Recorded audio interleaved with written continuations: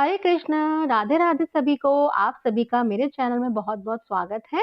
जैसे कि आप जानते हैं फरवरी का महीना चल रहा है, फाल्गुन का पवित्र महीना ये जो है, इस महीने में महाशिवरात्रि भी आती है, जो कि महाशिवरात्रि पर सभी भक्त अपने-अपने तरीके से पूजा करते हैं। कुछ लोग मंदिर जाते हैं, कुछ लोग घर पर ही पूजा करते हैं और आज के दिन शिवलिंग पूजा का विशेष महत्व है।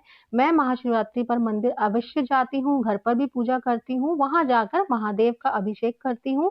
बहुत भक्त जो है रुद्र अभिषेक भी करते हैं इस दिन और बहुत लोग घर पर ही महादेव और माता पार्वती की पूजा करते हैं।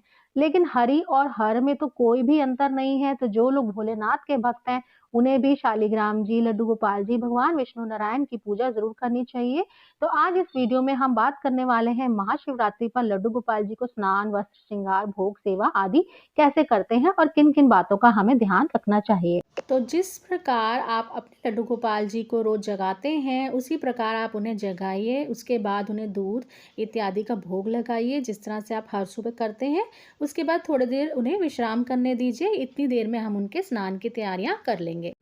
स्नान के लिए आपको ध्यान रखना है कि जैसे कोई भी त्योहार होता है तो यहाँ कोई भी विशेष दिन होता है जैसे कि पूर्णिमा, एकादशी, जन्माष्टमी, तो इसमें आपको उनके स्नान की जो है विशेष तैयारी करनी होती है। बाकी के दिन चाहे आप केवल उन्हें पानी से भी स्नान करा सकते हैं। तो यहाँ पर मैं अपने लल्ला कुंज को लड्डू गोपाल जी को स्नान कराने की तैयारी कर रही हूँ। उसके लिए मैं उनके वस्त्र हटा रही हूँ और जिस पात्र में उनको स्नान कराना है, आप जो भी पात्र में उनको स्नान कराते हैं, उसमें जो है आप चंदन से एक स्वास्तिक बना लीजिए और उस पात्र में तुलसी का पत्ता रख लीजिए।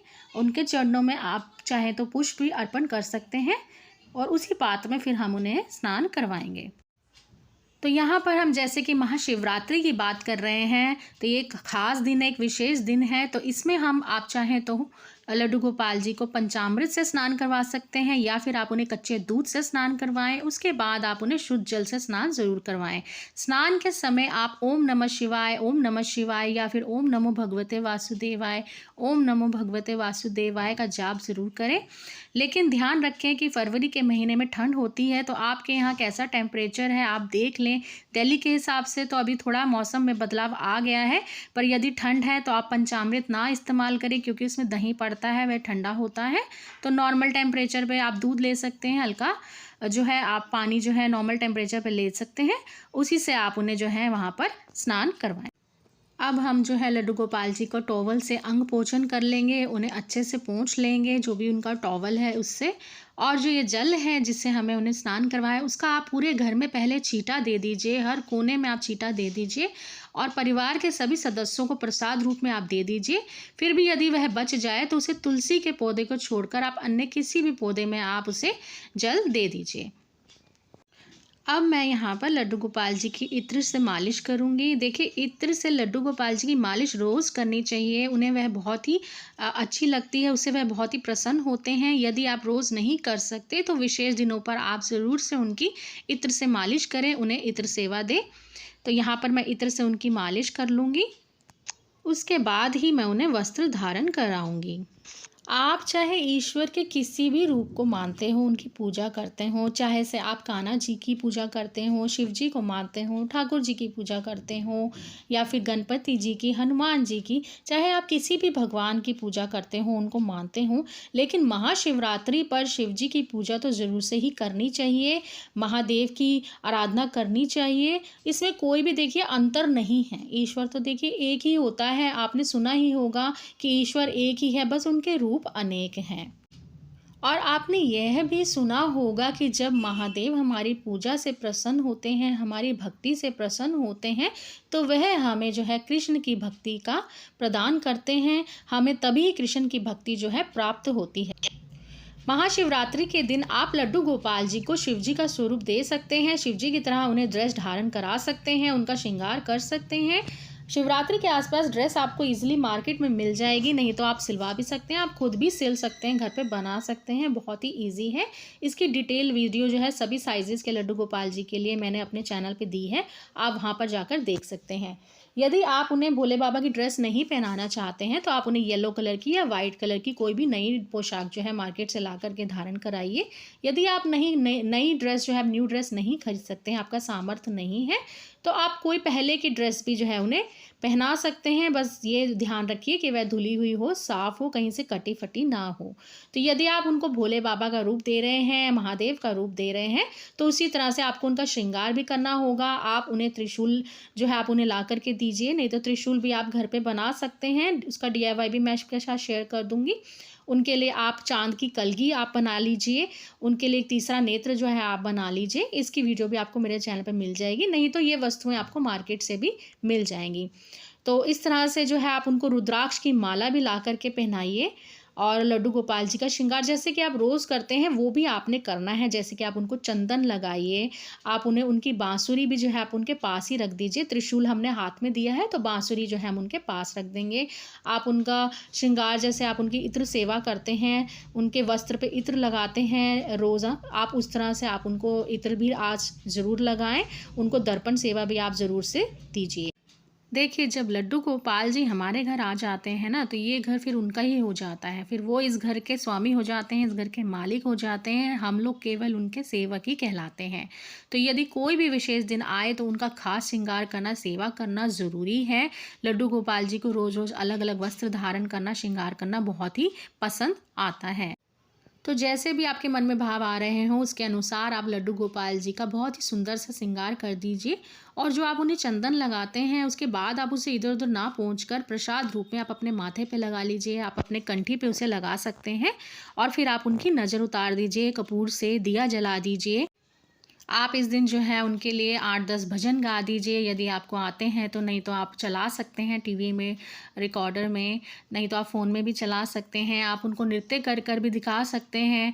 और आज के दिन शिव जी का रूप उन्हें हमने दिया है तो भोग में देखिए जो भी हम उन्हें चढ़ाएँगे वे सभी वस्तुएँ चढ़ाएँगे जो हम इस दिन शिवरात्रि के दिन शिव जी को चढ़ाई जाती हैं। तो अब हम उनको भोग लगाएँगे।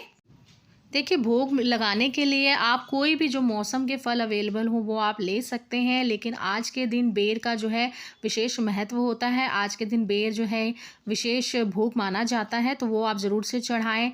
आप उन्हें धतूरा, बेलपत्र और जो भी फल, जो भी वस्तुएँ जो हैं शिवलिंग पर इस दिन चढ़ती हैं, वे सब आप जो हैं लड्डू गोपाल जी को इस दिन भोग में लगा सकते हैं। आप उन्हें पताशे, मिश्री का भोग लगाइए। आप कोई भी उनके लिए मिठाइयाँ ला सकते हैं, उसका आप उन्हें भोग लगा सकते हैं, या फिर आप घर पे खीर या हलवा बना करके भी उन्हें भोग लगा सकते हैं।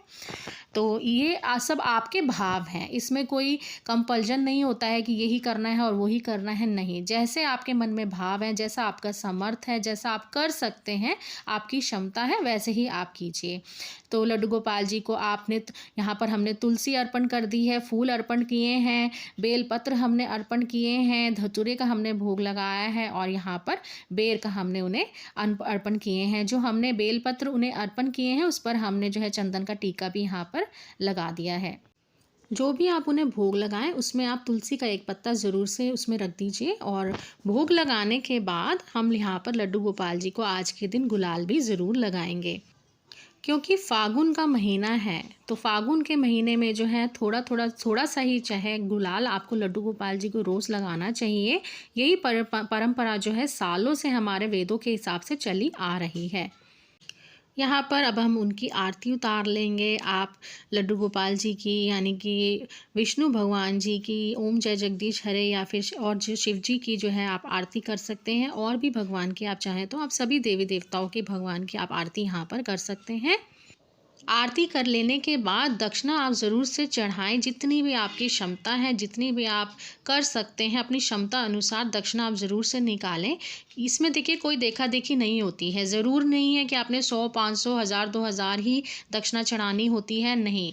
आप चाहें तो 10 रुपये, आप चाहें तो 1 रुपये, 5 रुपये, 20 रुपये, जितनी आपकी सामर्थ्य है, जितनी आपकी क्षमता है, अपनी क्षमता अनुसार से दक्षिणा निकाल करके रखिए। और भगवान जी से अपनी भूल चूक गलतियों के लिए आप क्षमा मांग लीजिए और अपनी मनोकामना ज़रूर से जो है इसी समय दक्षिणा अर्पण करते समय मांग लीजिए। शिवरात्रि के दिन जो है शिवलिंग पर बेर क्यों अर्पित किए जाते हैं, इस तरह का प्रश्न अवश्य सुनने में आता है। तो देखिए, शिवरात्रि के दिन शिवलिंग पर बेर चढ़ाए जाते हैं अन्य वस्तुओं के साथ, लेकिन इसका जो है एक विशेष महत्व होता है। उसमें से जो है ये बेर जो है मुख्य भोग माना जाता है। क्यों? क्योंकि माता पार्वती जो है शिव जी को बेर का ही भोग लगाती थी, क्योंकि कैलाश पर्वत पे बेर के ही वृक्ष होते थे। इस कारण माता पार्वती उन्हें बेर का ही भोग लगाती थी और यही प्रथा तभी से चली आ रही है और यह महादेव का परम भोग है, उन्हें बहुत ही प्रिय है। इसलिए शिवरात्रि के दिन शिवलिंग पर बेर का भोग अवश्य ही लगाया जाता है।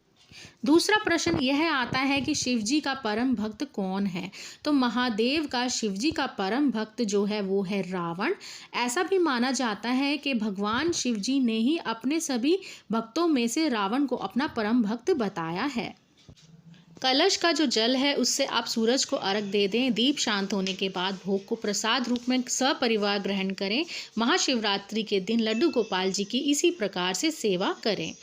वीडियो आपको पसंद आया हो तो लाइक ज़रूर कीजिएगा, फ्रेंड्स एंड फैमिली में शेयर कीजिएगा, चैनल को सब्सक्राइब ज़रूर कर लीजिएगा।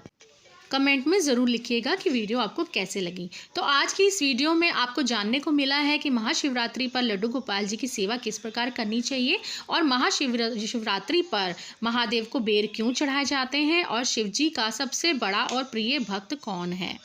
तो देखिए इस तरह से और भी जो है वीडियोस आपको मेरे चैनल पर मिल जाएगी। चैनल को ज़रूर व्यू कीजिएगा। फिर से मिलेंगे मेरे नेक्स्ट वीडियो में। तब तक सभी को सपरिवार सभी का दिन मंगलमय हो, सब कुशल मंगल रहें, सब पर महादेव का आशीर्वाद बना रहे। हर हर महादेव, हरे कृष्ण, राधे राधे सभी को।